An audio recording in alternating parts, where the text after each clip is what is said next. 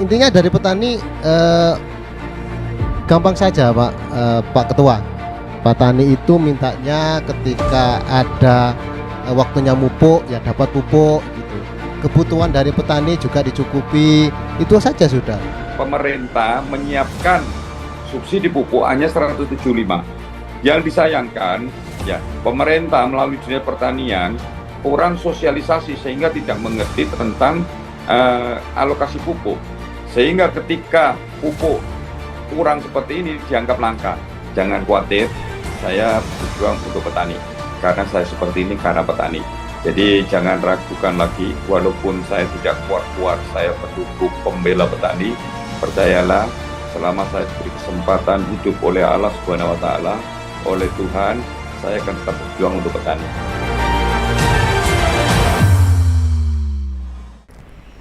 Pemirsa, kesulitan mencari pupuk subsidi ini merata di Jawa Timur, seperti di Jombang, Mojokerto, Jember, bahkan juga Banyuwangi. Petani ini terpaksa membeli pupuk yang non subsidi yang tentunya harganya lebih mahal. Tetapi sebetulnya seperti apa ya pupuk bersubsidi ini di Banyuwangi? Nah, malam hari ini di acara Ngobrol Bengi, saya bersama Wakil Ketua DPRD Banyuwangi, Bapak Michael Edi Haryanto, kemudian ada juga Pak Bintoro, dan juga ada masyarakat petani ya, yang mewakili masyarakat ini ada Mas Idom.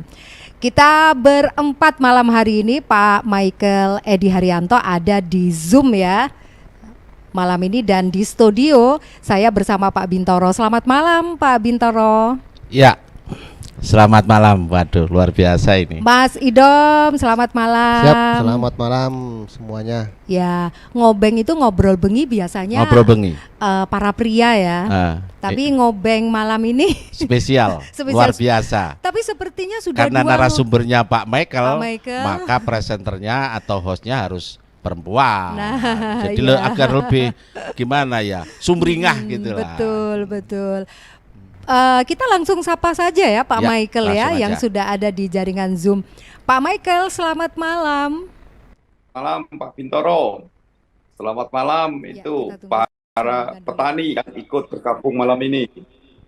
Pak Michael, ini yang sudah sering didengar keluhannya ya, para petani kesulitan mencari pupuk bersubsidi. Kabarnya pupuk bersubsidi ini dicari di kios-kios pertanian itu susah. Kalaupun ada, harganya mahal. Tapi apakah betul seperti itu? Pupuk bersubsidi ini terjadi kesulitan di Banyuwangi. Ya, jadi pupuk bersubsidi akhir-akhir ini mulai bulan 8 itu sudah langka. Tetapi kalau harga mahal itu tidak. Saya jamin pupuk subsidi tidak mahal. Yang mahal itu pupuk non subsidi. Ya, kenapa kok langka? Karena ada aturan Permentan nomor 10 tahun 2022 yang dikeluarkan pada bulan Juni dan langsung diterapkan pada bulan Juli. Apa itu isinya Permentan? Yang dulu sebelum ada Permentan ini, pupuk bersubsidi itu dipakai oleh tanaman 70 tanaman lebih. Setelah Permentan 10 tahun 2022, pupuk bersubsidi itu dibatasi hanya 9 jenis tanaman. Nah, itu yang menjadi akar persoalan pupuk-pupuk di mana-mana terjadi kelangkaan. Bukan kelangkaannya, tetapi karena ada Permentan itu. Nah, seperti yang dirasakan di Banyuwangi, khususnya petani buah naga dan jeruk yang ada di Tegalimo dan Bangurjo. Tegalimo dan Bangurjo itu 80% itu tanamannya jeruk dan buah naga. Akibatnya Tegalimo dan Bangurejo di daerah selatan khususnya itu nggak dapat pupuk. Jadi terjadi gejolak beberapa waktu, sampai sekarang pun petani merasakan begitu sulitnya mencari pupuk. Memang tidak boleh didistribusikan ke sana, ke daerah selatan gitu Pak. Iya, tapi sudah ada Pak Michael keluhan dari petani yang disampaikan kepada DPRD ini. Oh ya, sudah ada. Bahkan demo beberapa waktu lalu kan ada demo dan hearing kan begitu. Ya memang ada, itu karena akibat permentan. Memang persoalan pupuk ini sejak dulu Pak Bintoro itu pernah dulu waktu di RCTI itu malah garam itu yang disorting. Petani itu malah menggunakan garam itu waktu itu. Saya waktu pertama-tama jualan pupuk itu Pak Bintoro itu menyerang saya, pupuk langka kan itu. Jadi tahun berapa itu Pak Bintoro ya? Waktu Pak Bintoro menggunakan garam itu Pak. Tapi protes lah Pak Ketua, bukan nyerang sebetulnya. Itu kan memang kebetulan memang ada waktu itu. Ada masyarakat petani yang memang menggunakan garam. Saya tidak tahu waktu itu nyerang atau tidak. Kira-kira begitu, bukan nyerang itu. Ya, waktu itu memangnya itu lucu itu zaman dulu itu kan maksudnya saya mengungkap itu persoalan pupuk itu bukan sekarang. Sejak zaman ndak enak itu Pak Binan itu kan. Sejak zaman dulu itu pupuk terjadi persoalan kelangkaan itu. Tetapi banyak orang yang tidak tahu. Untuk itulah saya menjadi anggota DPR ini akan saya buka pelan-pelan supaya untuk mengatasi persoalan-persoalan pupuk kan itu. Setiap tahun selalu berulang tahun terjadi kelangkaan, banyak penyebabnya Pak Bintoro. Tetapi yang saya katakan ini, yang dikatakan Mbak Nur tadi, bahwa di mana-mana air ini kan ruame karena ada permentan 10 tahun 2022 itu Pak. Luar biasa, ada banyak ini yang di benaknya Pak Michael sebetulnya soal pupuk. Tadi bercerita soal dulu ada internet. Pak Michael ini kebetulan saya jurnalis televisi nasional dulu. Nah, saya juga tidak tahu yang nyetir pupuk di Banyuwangi juga saya tidak tahu kok ada Pak Michael gitu kan. Kebetulan saya menyampaikan aja ada keluhan masyarakat petani yang terus kemudian mereka menggunakan pupuk pakai garam dulu. Betul pakai garam ya. Iya. Lah kan karena sulitnya itu ya. Iya, karena saya menjadi jurnalis ya saya sampaikan, liputan saya kirim gitu. Ya untung lah Pak Michael ini beliaunya ini baik. Jadi komentar di publik kemudian ya dingin kembali kira-kira gitu. Tapi kalau permasalahan pupuk ini sejak dulu begini-begini ya, dari dulu sudah ada, sekarang pun ada. Berarti kan belum ada penyelesaian atau belum ada jalan keluar. Sudah ada penyelesaian sebetulnya. Artinya ketika memang ada persoalan begitu kemudian dingin lagi kan sudah ada jawaban.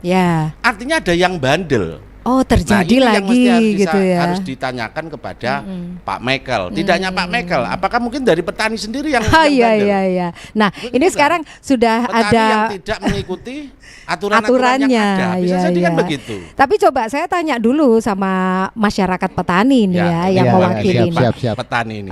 Kalau Mas Idom ini ya. Mas Idam apa Mas Idom? Mas Idam aja terserah. Mas Idam ya. Iya.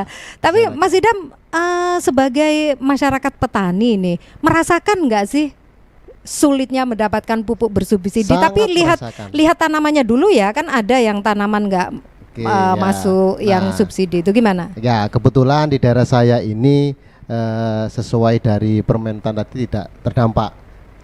Di daerah saya ini tanamannya kebanyakan padi. Selain padi juga ijo-ijoan kayak sayuran semacam itu. Nah, intinya dari petani gampang saja Pak Ketua. Petani itu mintanya ketika ada waktunya mupuk ya dapat pupuk gitu.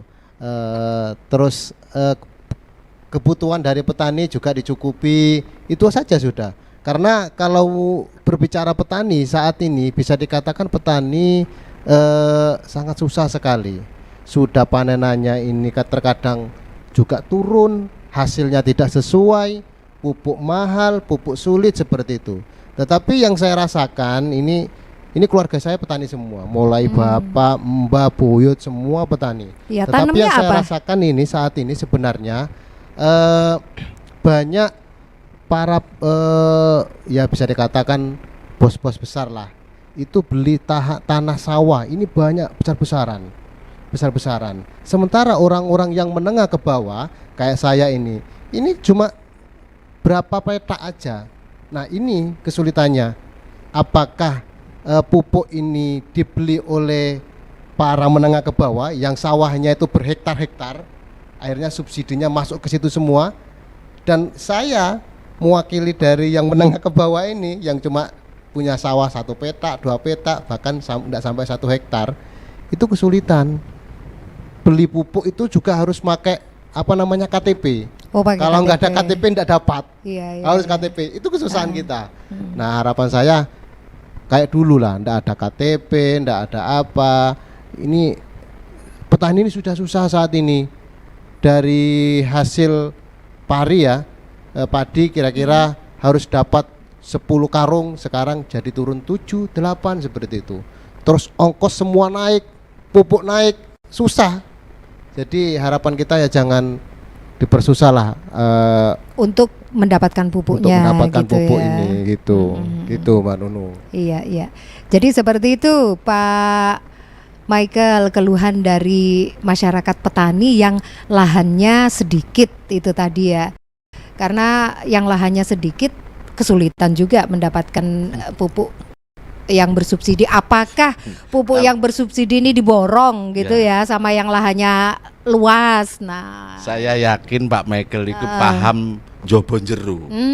Nah ini dia posisi di masyarakat, juga di posisi pemerintahan legislatif maksud saya. Iya. Jadi dia juga mewakili kita yang ada di masyarakat bawah. Ini penting ini. Beliaunya ini menjelentrehkan segamblang-gamblangnya kepada kita semua. Hal-hal yang tadi yang disampaikan kendala-kendalanya oleh perwakilan petani, ada Mas Idam itu gitu kan. Saya yakin Pak Michael sebagai sosok pejabat di legislatif harus mewakili masyarakat. Nah, itu penting ini biar beliaunya habis ini menjelentrehkan. Ya, gimana Pak Michael seperti yang dikeluhkan sama Mas Idam tadi itu? Ya, terima kasih Mas Idam. Ya, saya siaplah untuk menjawab. Satu, di samping saya DPR, saya juga berkecimpung di dunia pupuk dulu. Kalau sekarang tidak loh ya. Saya sekarang murni untuk ngurusin rakyat. Segala usaha sudah saya tinggal. Yang kedua, saya ini petani murni karena saya seperti ini jadi pengusaha, jadi politikus, dan juga jadi wakil ketua DPRD, juga itu asalnya dari petani tulen. Jadi bukan petani pertanian, saya mengerti tentang pupuk dan sebagainya.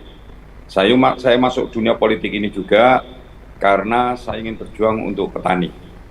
Karena saya tahu bahwa petani ini merupakan salah satu pahlawan bangsa kita yang mendongkrak perekonomian. Tanpa ada petani, ya negara kita akan ambruk. Jadi petani ini sangat berjasa, sehingga saya salah satunya berjuang di dunia politik itu untuk petani.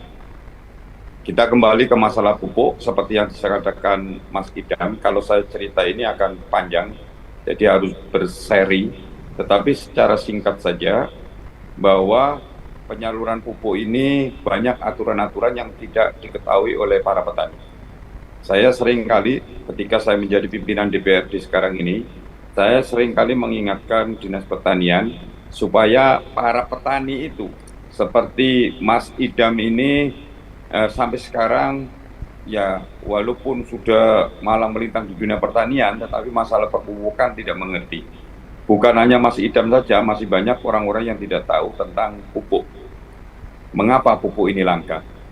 Saya udah beberapa waktu ini, baik di GTV, di podcast Banyu Biru, dan malam ini juga dihubungin oleh Mas Bintoro yang ingin berbicara masalah pupuk. Karena memang saya rasakan di mana-mana, khususnya di Banyuwangi, masalah pupuk ini banyak cerita dari para petani. Yang pertama, tadi dikatakan Mas Idam bahwa pupuk ini apakah diborong oleh pengusaha-pengusaha yang punya lahan yang banyak atau bagaimana? Itu saya katakan tidak. Karena pupuk itu ada aturannya. Jadi Mas Idam aja tadi sambat kok beli pupuk sekarang pakai KTP dan sebagainya, tidak diperlakukan oleh masyarakat atau petani kecil, tapi semuanya yang butuh pupuk itu harus mendaftar, namanya alokasi sekarang, dulu RDKK sekarang alokasi. Jadi yang butuh pupuk itu harus daftar menggunakan KTP dan luas lahannya, bukti luas lahannya untuk dicatat. Itu yang pertama. Kenapa? Karena subsidi pupuk ini oleh pemerintah sangat besar. Yang pupuk non subsidi itu 10.000, sedangkan pupuk subsidi itu harganya 2.000, 250. Jadi ringnya itu sangat banyak. Nah, jadi harus supaya tidak ada permainan itu harus seperti itu. Jadi tidak ada mempersulit dan sebagainya. Memang aturannya seperti itu. Ya. Bukan itu persoalannya, tetapi kadang-kadang pemerintah itu tidak transparan untuk menceritakan aturan-aturan pupuk, siapa yang boleh, siapa yang tidak boleh. Seperti yang dikatakan Mas Idam tadi, banyak orang yang punya lahan berhektar-hektar itu masih memperoleh pupuk subsidi.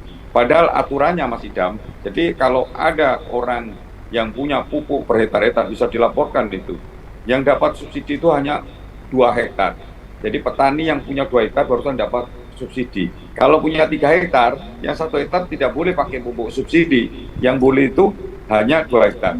Tetapi banyak untuk menyiasati dipecah-pecah, dipakai nama orang lain, sehingga walaupun punya banyak hektar, pakai namanya orang lain. Itu dibawa, saya di luar kewenangan saya. Tapi aturannya seperti itu, yang mendapat pupuk subsidi itu orang yang punya lahan di bawah 2 hektar. Nah, kalau Mas Idam, berapa hektar punya lahan sawah? Cuma 1 hektar Pak Ketua, kurang lebih 1 hektar. Oh, ya. 1 hektar. 1 hektaran ya. Saya mau tanya Mas Idam, biasanya butuh urea berapa? Berapa Kalau kintal? untuk 1 kali tanam, untuk ureanya kita bisa 4 Pak Ketua, 4-5 sak gitu. 4-5 kintal apa Ya, 4-5 sak? ya, ya. Hah? Enggak, 4 kintal apa 4 sak? 2,5 kintal Pak Ketua. 2,5 kintal? Ya. Itu daerah mana Pak? Daerah Karangbendo Pak Ketua. Oh, masa dua Jajang Surat ya. Kalau di Karangbendo itu biasanya loh ya. Ya. Biasanya pakai 3 kintal sampai 4 kintal. Masa 2,5 kintal ya? Ya, Pak Ketua. Benar. Ya. Apa itu lahannya itu di bawah 1,5 hektar apa 1 hektarnya? Enggak, kita 1 hektar kurang lebih 1 hektar Pak Ketua. Ya. Butuhnya 2,5 kintal. Ya. Ya, itu paling sedikit itu yang saya tanya petani kan itu. Tapi Bapak itu kan tidak tahu pemerintah menyiapkan pupuk subsidi itu berapa kintal, kan tidak tahu kan? Ya. Tahu nggak pemerintah menyiapkan 1 hektarnya itu berapa kintal? Tahu tidak? Belum Pak Idam tahu? Belum. Belum. Nah, pemerintah itu menyiapkan lahan pupuk per hektar itu urea itu 175 kilo. Jadi banyak yang tidak tahu petani, ketika petani kesampean butuh 2,5 kintal, tetapi nggak ada pupuk, hanya 175, pasti Pak Idam jerit, wah langka dan sebagainya, kan begitu. Oh iya ya. Persoalannya pemerintah menyiapkan subsidi pupuk hanya 175. Yang disayangkan, ya pemerintah melalui Dinas Pertanian kurang sosialisasi sehingga tidak mengerti tentang alokasi pupuk. Sehingga ketika pupuk kurang seperti ini dianggap langka. Aslinya bukan langka, tetapi pemerintah menyiapkan pupuknya tidak sesuai dengan keinginan petani. Nah, petani diberi 1 hektarnya 175 kilo, nggak mungkin panen, kan begitu. Ya. Kurang pupuk, kan begitu Pak. Jadi apapun, bagaimanapun, kalau ini diterapkan sesuai aturan, pasti sepanjang tahun akan langka. Apalagi ada Permentan nomor 10 tahun 2022 kemarin, bulan Juni dikeluarkan. Ya, karena kalau Karangbendo tidak ada tanaman jeruk, jadi tetap pupuk itu ada. Tetapi yang dirasakan petani itu kan tidak ada langka kan, benar Pak Idam? Ya. Susah kan? Ya, jadi karena apa? Karena aturannya yang tidak sesuai. Bukan pupuknya langka, tapi aturannya. Pupuk itu selalu banyak, di gudang banyak, dan sebagainya. Aturannya itu yang membuat pupuk ini langka. Karena aturan pemerintah 1 hektarnya 175 kilo. Sehingga misalnya di Karangbendo itu ada misalnya seluruh desa 10 hektar begitu, ya disiapkan 10 hektar kali 175. Padahal kebutuhan petani itu 250 kali 10 hektar, 25 kintal katakan begitu. Nah, kebutuhan 2 kintal setengah, kan sampean kan 2 kintal setengah. Ya. Kebutuhan per hektar toh. Kalau punya 10 hektar di Karangbendo, berarti kan perlu 25 kintal kan itu. Ya, Ketua. Padahal pemerintah menyiapkan 175 kali 10 hektar, berarti 17,5. Masih ada kekurangan, sehingga terjadi kelangkaan. Otomatis terjadi kelangkaan begitu, Pak. Jadi yang perlu kita rubah, saya menyuarakan kepada pemerintah di atas yang mengambil kebijakan, seharusnya dirubah. Kalau menyesuaikan anggaran pemerintah, karena pemerintah alasannya kan anggarannya tidak cukup. Kalau anggaran tidak cukup, saya memang kalau daripada petani ini dibohongi terus, saya suruh cabut saja subsidinya kalau berani kan gitu kan. Kan begitu. Daripada petani sibuk sepanjang tahun ini akan terjadi kelangkaan-kelangkaan karena tidak sesuai dengan keinginan daripada petani gitu. Itu bisa dimengerti Pak Idam? Siap, Pak Ketua. Ya. Enggak mengerti kan yang saya jelaskan ini? Iya, Pak Ketua. Tapi gini Pak Ketua, artinya gini, kita selaku petani dari kalangan petani yang tingkat bawah ini memang kesulitannya saat ini memang kalau beli pupuk dengan menggunakan KTP seperti itu. Nah, harapan kita sebenarnya tidak seperti itu lagi. Kalau memang ada pembatasan ya monggo disosialisasikan seperti artinya kita waktu beli ini tidak kesulitan seperti itu. Atau kita juga berpikir dari petani ini kita juga berpikir seandainya ini pupuk subsidi ini tidak ada ataupun pupuk kimia ini tidak ada, paling tidak ada solusi lain gitu atau pupuk-pupuk yang semacam organik seperti itu mungkin ada solusi-solusi terkait itu mungkin bisa disosialisasikan kepada kita petani agar kita bisa tidak terlalu juga berkepentingan dengan pupuk yang bersubsidi gitu. Kalau memang ada yang sekiranya sama seperti itu dengan pupuk bersubsidi Pak Ketua seperti itu. Iya, jadi begini. Ya, pupuk kenapa petani tergantung pupuk kimia? Karena petani kadang-kadang mau enaknya, mau instan. Itu. Padahal orang yang pakai pupuk urea makin hari tanahnya itu makin tandus. Kalau dulu, zaman dulu tidak perlu pakai urea, sawah-sawah kita itu kan menurut cerita kakek nenek moyang kita yang petani kan bilang begitu. Dulu urea tidak ada, tapi petani itu subur makmur. Sekarang ini kalau tidak di urea, tidak dipupuk, kita tidak panen. Karena petani tidak tahu, tidak mengerti, karena mau minta instan saja sehingga di urea. Padahal makin banyak urea, tanah kita makin tandus. Sehingga dulu 1 kintal. 1 kintal ternyata hasilnya kurang bagus ditambahi 1,5 kintal. 1,5 kintal tidak bagus tambahi 2 kintal berikutnya sampai terus naik-naik. Karena petani tidak sadar bahwa tanah kita itu tandus.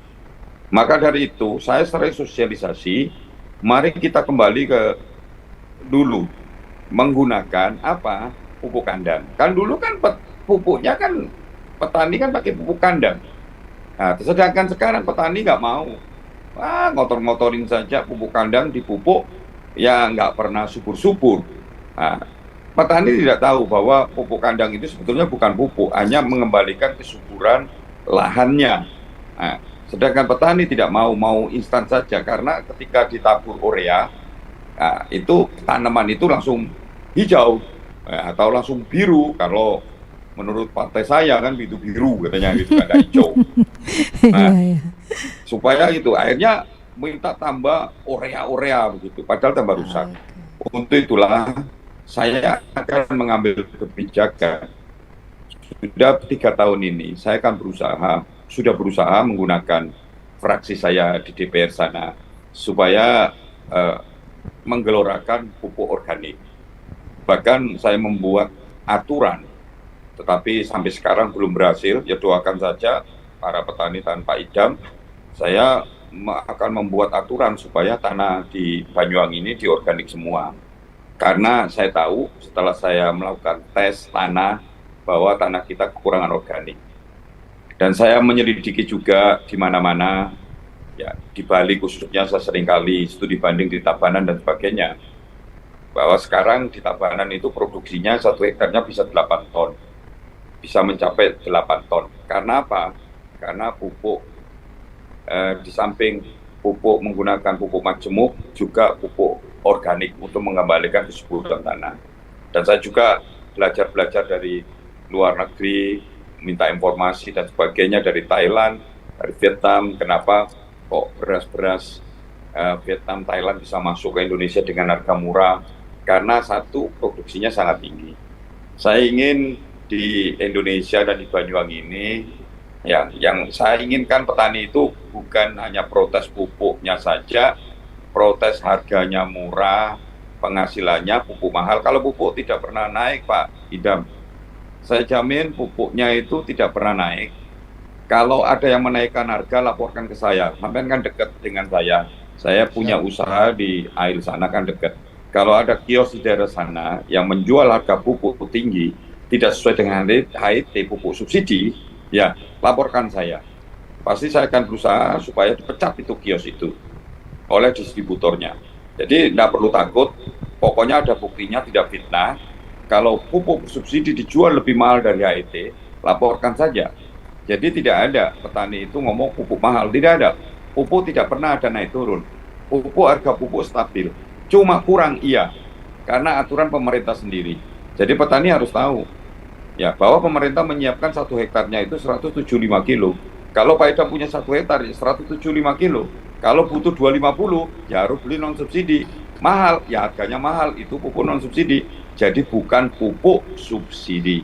Kalau hitungannya memang Pak Idam ngomong pupuk sekarang mahal, karena mungkin paduan antara subsidi dan non subsidi. Pupuk subsidi tetap tidak pernah ada kenaikan. Kan itu. Cuma saya ingin mengetuk pemerintah, ya, tolong supaya kebutuhan pupuk petani itu dipenuhi. Kebutuhannya berapa? Dipenuhi. Kan begitu. Kalau tidak sanggup, ya dicabut pupuk subsidinya atau cari solusinya. Kan begitu. Saya sebetulnya ada solusinya, tapi besok kita zoom lagi karena sudah malam gitu ya. Siap, Ketua. Tapi ini biasa. Pak Ketua, saya mau tanya dulu ya. Tadi kan disampaikan kurang sosialisasi juga, ya kan?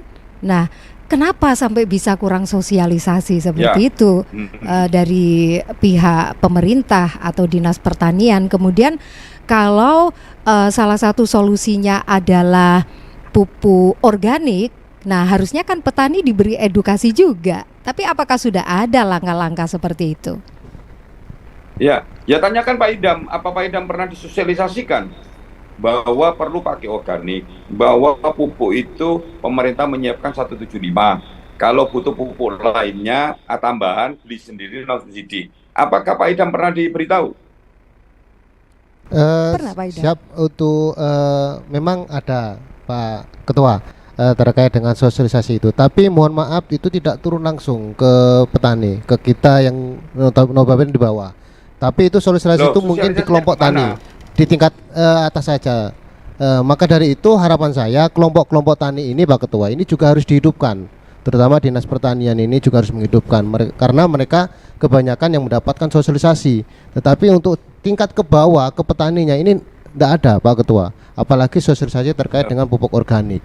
Memang betul ketakutan petani, saya dan petani yang lain di rumah ketika menggunakan organik ini akan kotor gitu Pak Ketua, kotor, tanahnya kotor. Mungkin cara logika benar ketika menyuburkan tanah Pak Ketua, tetapi ini kotor. Jadi maka dari itu petani ini khususnya saya sama kelompok petani yang tingkat bawah, ketika saya ayo coba ikut menggunakan organik, mereka ketakutan seperti itu, takut kotor, takut gatel seperti itu Pak Ketua. Nah maka dari itu paling tidak pemerintah ini bisa sosialisasi secara besar-besaran seperti itu, tidak hanya di kelompok petani aja. Karena menurut saya kelompok-kelompok petani ini ada yang jalan, ada yang gerak, juga ada yang cukup di situ saja seperti itu Pak Ketua. Ya gini, kelompok tani itu bukan karena pemerintah, ya karena jenengan juga, jenengan kan petani, jadi harus ngelompok. Ya karena aturannya itu baik pupuk maupun kebijakan-kebijakan itu kalau satu-satu kan tidak mungkin.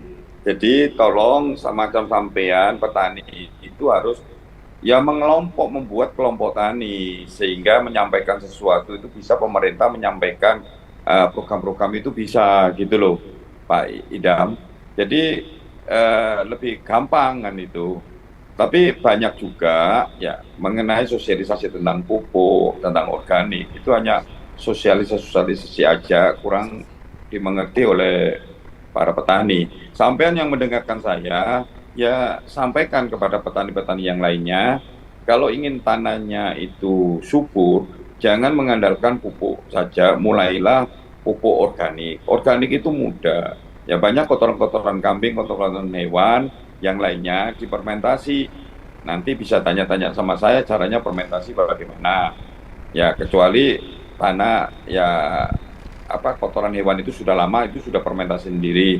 Tapi kepengen cepat dari kotoran kambing dan sapi itu supaya bisa dipakai, bisa subur, itu harus fermentasi dengan pakai cara menggunakan obat-obatan perantara begitu, sehingga lebih cepat dipakai.